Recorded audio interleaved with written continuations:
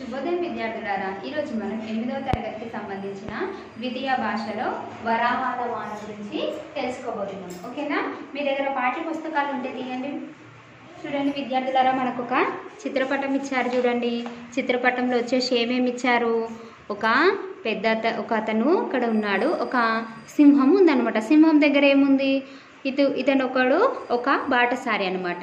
అయితే సింహం దగ్గర, ఇక్కడ పులి దగ్గర ఏముంది? ఒక బంగారు కడియం అనేది ఉందన్నమాట. ఇక్కడ చూడండి, ఓ బాటసారి ఇటు రా, ఈ బంగారు కడియం తీసుకో అని పులి అంటుందన్నమాట. ఎందుకంటుంది అట్లా? ఇది వచ్చి దగ్గరకు వచ్చి తీసుకోవడానికి రాగానే ఇది తినేయడానికి అలా చెప్తుందన్నమాట. ఏమైందో చూద్దాం. నెక్స్ట్ బొమ్మలో ఎవరెవరు ఉన్నారు? బొమ్మలో ఒక పులి, ఒక బాటసారి, ఇద్దరు ఉన్నారు. బాటసారి అంటే వెళ్ళే వ్యక్తి అనమాట. ఇక్కడ పెద్ద పులి దగ్గర ఏముంది? బంగారు కడియం ఉంది కదా. నెక్స్ట్ పెద్ద పులి దగ్గర ఉన్న బంగారు కడియం చూసి బాటసారి ఏమనుకుంటున్నాడు?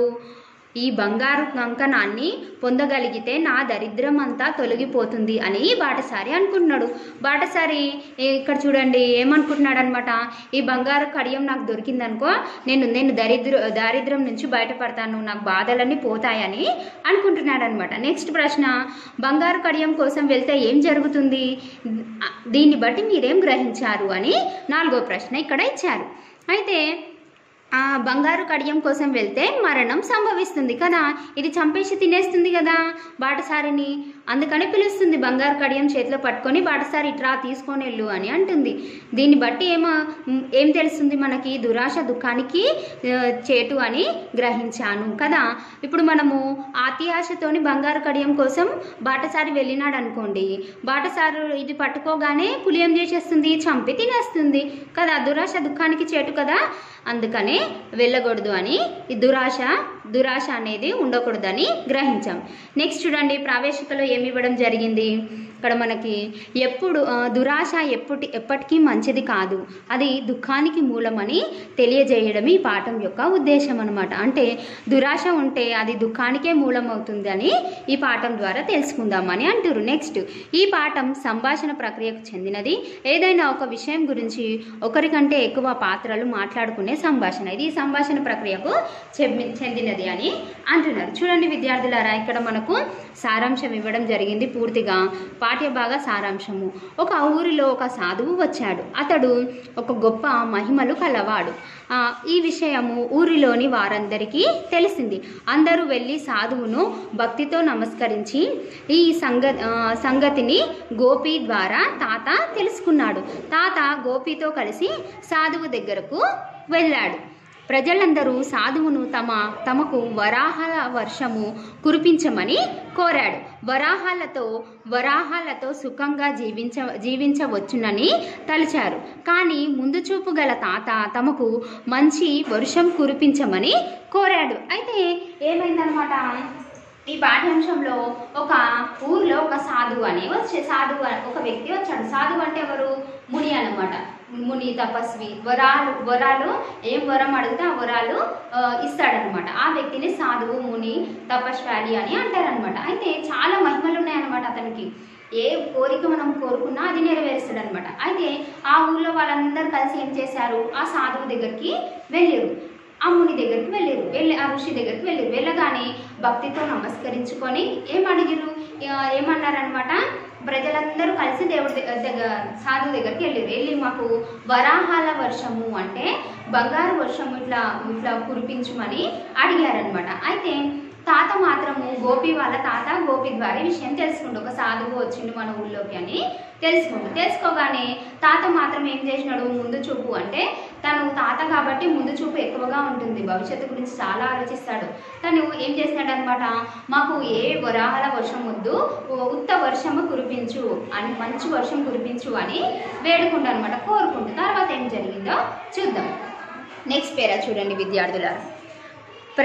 ప్రజలు వింతగా తాతను చూశారు. తమను మాట్లాడవద్దని వాదించారు. తమకు వరాహాల వర్షం మాత్రమే కావాలని, దానినే కురిపించమని కోరాడు. సాధువు వరాహాల వర్షాన్ని అనుగ్రహించాడు. ఒకసారిగా వరాహాల వర్షము కురవడం ప్రారంభం అయ్యింది. అయితే ఏమైందనమాట? ప్రజలందరూ వింతగా చూసినారు. ఏమైంది, ఏంటి ఎట్లా చూసినారు చూడగానే తాతను మాట్లాడొద్దు, నువ్వు ఇక్కడ నుంచి వెళ్ళిపో అని వాదించారు. అంటే గొడవ పడింది, నువ్వు మాట్లాడకు, నువ్వు ఇక్కడ నుంచి వెళ్ళిపో అని మాట్లాడించి ఉండే పంపించేసినారు, వాదించారు. తమకు వరాహాల వర్షమే కావాలని దానిని కురిపించమని కోరాడనమాట. సాధువు వరాహాల వర్షాన్ని అనుగ్రహించిండు. సాధువు ఏం చేసినాడు, ఏం కోరుకుంటే అదే నెరవేరుస్తాడు కదా, సరే అని వరాహాల వర్షం కురువుగాక అని అన్నాడు అనమాట. ఒక్కసారిగా వరాహాల వర్షము కురవడం ప్రారంభమైంది. తను సాధువు చెప్పగానే ఒక్కసారిగా వరాహాల వర్షము కురవడం సాగింది. తర్వాత ఏమైందో చూద్దాం. ప్రారంభించింది అనమాట, వర్షం పడుతూనే ఉంది. వరాహాల ప్రజలు ఆనందించారు. తమ ఇంట్లోని వస్తువులను వరాహాలతో నింపుకున్నారు. బావుల్లోనూ గదుల్లోనూ గిన్నెల్లోనూ నింపుకున్నారు. వర్షం ఎంతకీ ఆగలేదు. కొద్దిసేపటికి ప్రజలకు దాహం వేసింది. దాహంతో నాలుక పీడచగట్టుకొని పోయింది. తాత చెప్పిందే నిజమని భావించారు. తమ తప్పును గ్రహించారు. చివరికి వారందరూ సాధువు దగ్గరికి చేరి తమకు వరాహాల వర్షం వద్దని, నీటి వర్షమే కావాలని కోరారు. సంతోషించిన సాధువు చక్కని నీటి వర్షాన్ని అనుగ్రహించాడు. అయితే ఇక్కడ ఏమైందనమాట, వర్షం బాగా పడుతుంది. ప్రజలందరూ చాలా సంతోషించారనమాట. అబ్బా ఎంత మంచిగా అట్లా వర్షం పడుతుంది వరాహాలది ఇట్లా. బావులలో గదులలో గిన్నెలలో అన్నిట్లలో అన్ని నీళ్లు అవి ఇవి అన్నీ ఉడకపోసేసి ఆ వర్షాన్ని పట్టుకొని దాంట్లో పెట్టినారనమాట. ఎంతకీ వర్షం ఆగుతూనే లేదు, నాన్ స్టాప్గా పడుతూనే ఉందనమాట. కొద్దిసేపటికి ఏమైంది, వాళ్ళకి దాహం వేసింది, దూపేసింది అనమాట.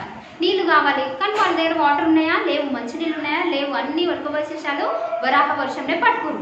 అయితే నాలుక పీల్చుకొని పోయింది, దూప చాలా అవుతుంది. అయితే తాత చెప్పింది నిజమేనని వాళ్ళ తప్పును వాళ్ళు తెలుసుకొని చివరకు వాళ్ళందరూ సాధువు దగ్గరికి వెళ్ళిపోయి తమకు వరాహాల వర్షం వద్దని, నీటి వర్షమే కావాలని కోరుకున్నారనమాట. సంతోషించిన సాధువు ఏం చేసినాడు, చక్కటి వర్షం వీళ్ళకి కురువుగాక అని అనుగ్రహించినాడు. నెక్స్ట్ చూడండి విద్యార్థులారా, ఇక్కడ నీతి ఏంటంటే అత్యాశ అన్ని అనర్థాలకు మూలం కదా. అత్యాశ అనర్థాలకు మూలం కదా. ఎందుకంటే ఇప్పుడు ఆ ఊర్లలో ఉన్న ప్రజలందరూ అత్యాశకు పోయి వరాహాల వర్షం కురిపించమన్నారు కదా. దాంతో వాళ్ళకి దూపేసింది, మంచి నీళ్ళు లేవు. మామూలు వర్షం కురిపించమంటే వాళ్ళు మామూలు వర్షము ద్వారా వాళ్ళ దాహాన్ని తీర్చుకుంటుండే.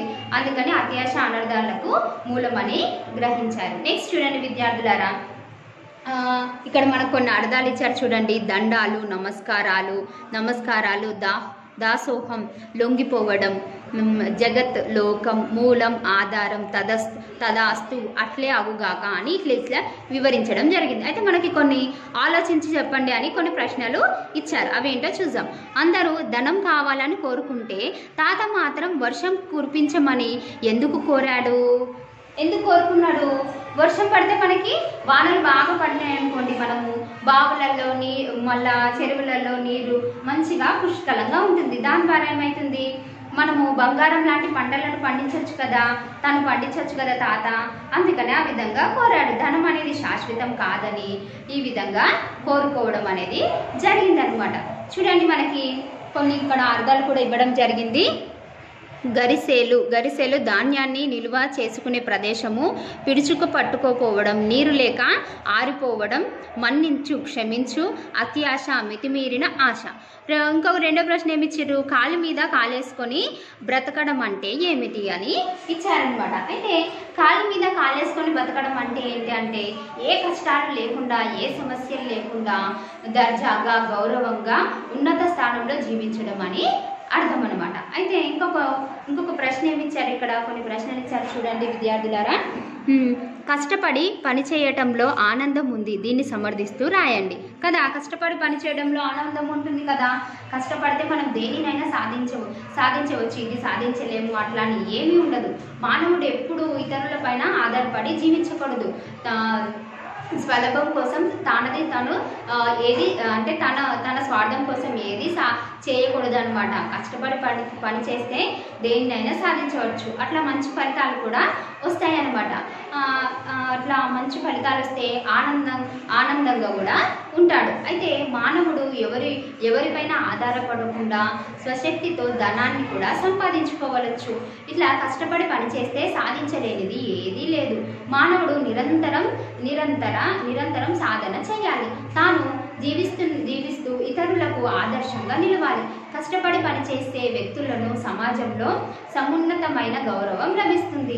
అయితే ఇట్లా సమాజంలో మనం నిరంతరం కష్టపడుతూ ఇట్లా పని చేస్తూ వేరే వాళ్ళకు ఆదర్శంగా నిలవాలి. చూడండి, పలానా వాళ్ళు చూడండి ఎంత మంచిగా ఉద్యోగం చేసుకొని బతుకుతున్నారో, మీరు కూడా అలాగే బతకండి అని వేరే వాళ్ళకు మనము ఆదర్శంగా ఉండాలి, ఇంత మంచిగా ఉండాలి అని చెప్తున్నారనమాట. చూడండి, ధారాళంగా చదవండి, అర్థం చేసుకోండి అని కొన్ని ఇచ్చారు సామెతలు. పాఠం చదవండి. పాఠంలో వచ్చిన సామెతలు: డబ్బుకు లోకం దాసోహం అంటుంది.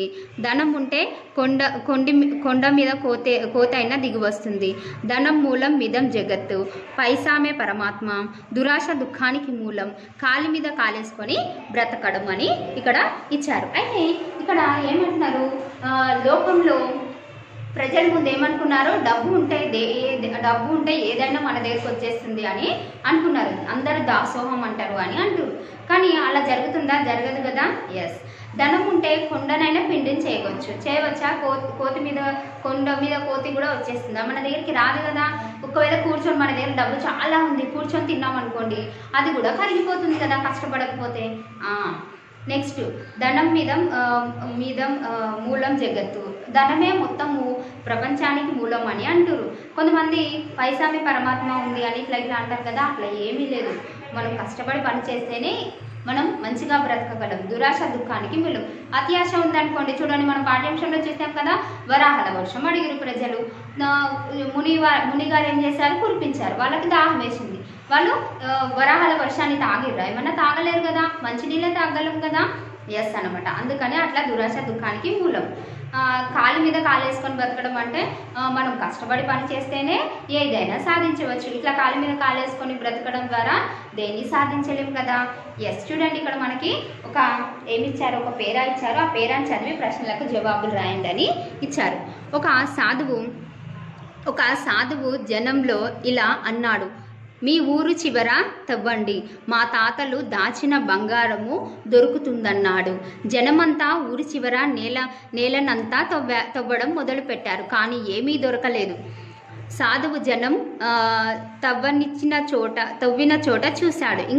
ఇంకా తవ్వాలి అన్నాడు. జనం ఇంకా తవ్వారు. ఇంకా తవ్వాలి, అప్పుడు అది చెరువులా తయారవుతుంది.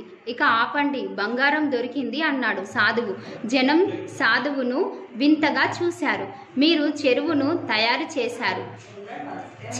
చెరువు నీటితో బంగారం లాంటి పంట పండుతుంది అన్నాడు సాధువు. అయితే ఏమంటున్నారు, ఒక ముని వచ్చారంట. ఆ ముని వచ్చి ఏం చెప్పారనమాట, జనంతోని ఒక ఊరి చివరన ఏముంది, ఒక ఊరి చివరన తవ్వండి, అక్కడ మా తాతలు దాచిన బంగారం ఉంది, దొరుకుతుంది అది మీకు అని అన్నారనమాట. అయితే జనమంతా ఏం చేసినారనమాట, తవ్వడం మొదలు పెట్టగానే సాధువు జనం తవ్విన చోట ఏమైంది, మొత్తము ఇంకా తవ్వండి అని తవ్విస్తూ ఉన్నాడు. తవ్విన తర్వాత ఏమైంది, అది ఒక చెరువులా మారిపోయింది. అయితే ఇప్పుడు ఆపండి అని చెప్పి బంగారం దొరికిందని అన్నాడు సాధువు. జనం సాధువుని వింతగా చూశారు. ఏంటి బంగారం అన్నాడు, కానీ మంచినీళ్ళు వస్తున్నాయి, నీటి బావి తవ్విచ్చాడు అని ఇలా చూస్తున్నారనమాట వింతగా.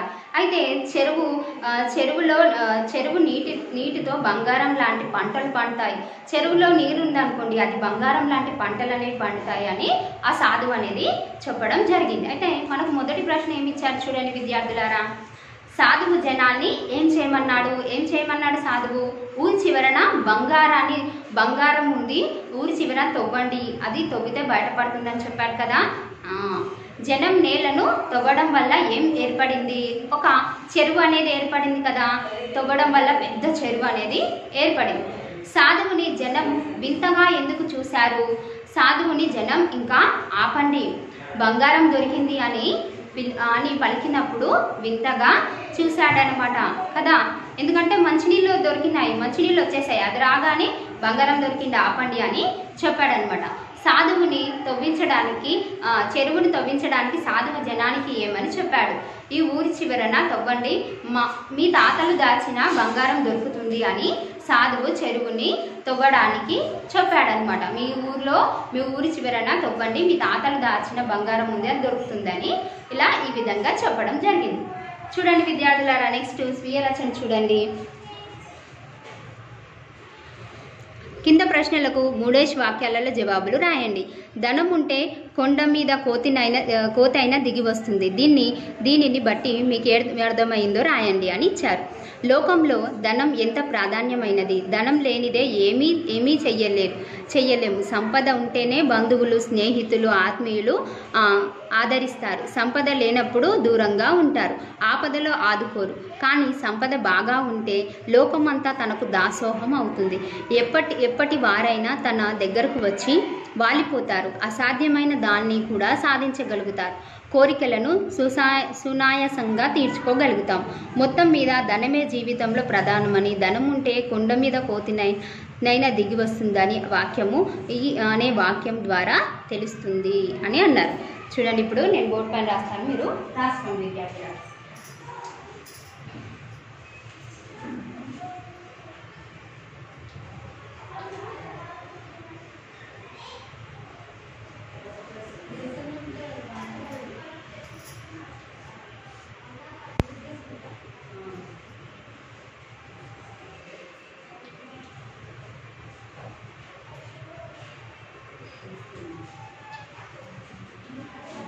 ధనం ఉంటే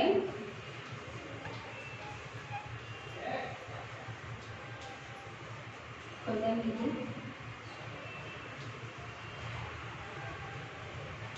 కోతైనా దిగి వస్తుంది.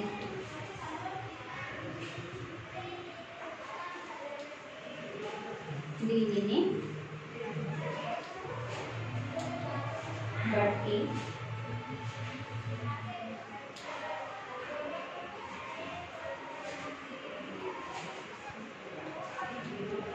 మీకేం అడుగుదా?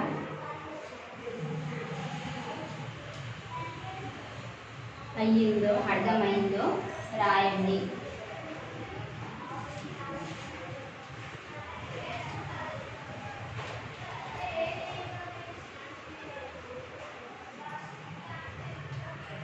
లోకంలో ధనం ఎంతో ప్రధానమైనది.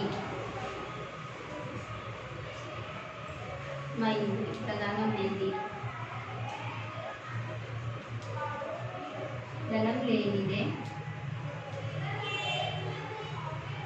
ఏమీ చెయ్యలేము.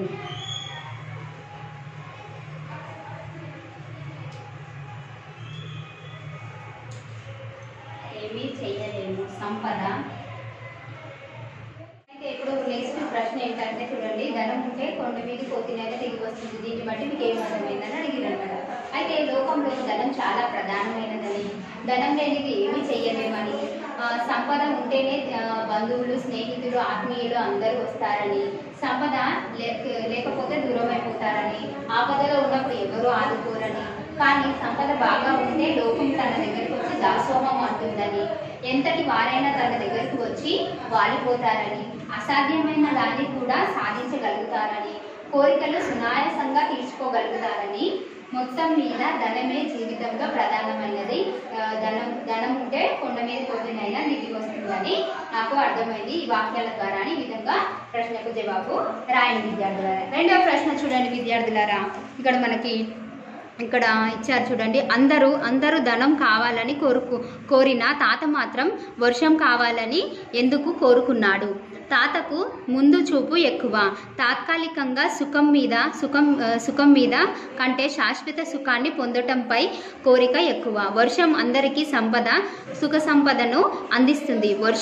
వర్షం కురిస్తే చెరువులు నిండుతాయి, బావులు నిండిపోతాయి, నదులు నీటిలో కలకలలాడతాయి, భూగర్భ జలాలు పెరుగుతాయి. వర్షంతో బంగారు పంటలు పండవచ్చు, భూమిపైన బంగారం దొరుకుతుంది, ప్రజలందరూ సుఖంగా జీవించగలుగుతారు. బాగా చెట్లు బాగా పెరుగుతాయి. గ్రామాల్లో ఉపాధి అవకాశాలు దొరుకుతాయి. అందువల్లనే తాత ముందు చూపుతో అందరూ ధనాన్ని కావాలని కోరుకుంటే తాత మాత్రం వర్షం కావాలని కోరుకున్నాడు. అయితే ఏమైంది ఇక్కడ, తాత ఎందుకు వర్షం కావాలనుకున్నాడంటే తాత ముందు చూపు ఉంది కాబట్టి ధనం శాశ్వతం కాదు, వర్షం కురుస్తుంది అనుకోండి పంటలు బాగా పండించవచ్చు, చెరువులు నిండుగా ఉంటాయి. అట్లా నిండుగా ఉండడం వల్ల నదులు కలకలలాడుతుంటాయి. అట్లా కలకలలాడడం వల్ల భూగర్భ జలాలు పెరిగిపోతాయి. వర్షాలతో బంగారు పంటలు పండుతాయి. ఇట్లా భూమి మీదే బంగారం దొరుకుతుంది, ఉపాధి కూడా దొరుకుతుంది, సుఖంగా జీవించగలుగుతారు. అందువల్లనే ముందు చూపుతో ధనాన్ని కావాలన్న కోరిక మాత్రం తాతకి లేదు, వర్షం కురవాలని మాత్రమే కోరుకున్నాడు తను. 10 వాక్యాల ప్రశ్న చూడండి. కింద ప్రశ్నలకు 5 వాక్యాలలో జవాబులు రాయండి. దురాశ దుఃఖానికి మూలం ఎట్లాగో వివరించండి. ఆశకు అంతులేనిది మన పెద్దలు అంటారు. మానవుడు ఆశాజీవి. ఆశ లేకపోతే మానవుడి మనుగడ కష్టం. కానీ దురాశగా మారకూడదు. దురాశ వల్ల ఎన్నో అనర్థాలు కలుగుతాయి. హద్దులు దాటిన ఆశ పరిధులు దాటిన ఆశ మానవుడికి ప్రయత్నశీలుడికి చేసి తాను ఆశించిన ఫలితాన్ని పొందటానికి ప్రోత్సహిస్తుంది. జీవితంలో ఎన్నో కష్టాలు ఎదురవుతాయి. భవిష్యత్తుపై చిన్న ఆశ మానవుని ధైర్యంగా ముందుకు నడిపిస్తుంది. దాని ఆశ దురాశగా మారితే మనిషి పాలిట అది శాపంగా మారుతుంది. అయితే మనకి ఇక్కడ ఏమంటారు, మనిషికి దురాశ ప్రశ్న ఏంటి అంటే దురాశ దుఃఖానికి మూలం ఎట్లను వివరించండి అంటారు. ఆశకు అంతులేనిదని పెద్దలు ఎప్పుడో చెప్పారు. దురాశ దుఃఖానికి మూలం అని తెలుసు. మానవుడు ఆశాజీవి అనమాట. అంటే ఆశ లేకపోతే మానవుడు బ్రతకలేడు, కష్టమైపోతుంది. కానీ దురాశ మాత్రం ఉండకూడదు. దురాశ ఎన్నో అనర్థాలను తెస్తుంది, ఎన్నో కష్టాలను ఇవన్నిటిని తెస్తుంది. హద్దులు దాటిన ఆశ పరిధులు దాటిన ఆశ మానవుడు ప్రయత్నశీలుడిగా చేస్తుంది. తాను ఆశించిన దానికంటే ఇంకా ఎక్కువ కావాలి, ఎక్కువ అని ప్రోత్సహిస్తుంది అనమాట. జీవితంలో ఎన్నో కష్టాలు ఎదురవుతాయి. భవిష్యత్తులో కూడా చిన్న ఆశ మానవుని ధైర్యంగా ముందుకు నడిపిస్తుంది. కానీ దురాశ ఉందనుకోండి, ఆ దురాశగా మారితే అది శాపంగా మారిపోతుంది. నెక్స్ట్ పేరా చూద్దాం విద్యార్థులారా. కొన్ని సందర్భాలలో అత్యాశ ప్రాణాపాయంగా మారుతుంది. చరిత్రలో ఎంతో మంది దురాశకు లోనై అనర్థాలు పొందిన వారు దొంగలు దురాశకు లోనై జైళ్ళ పాలవుతారు.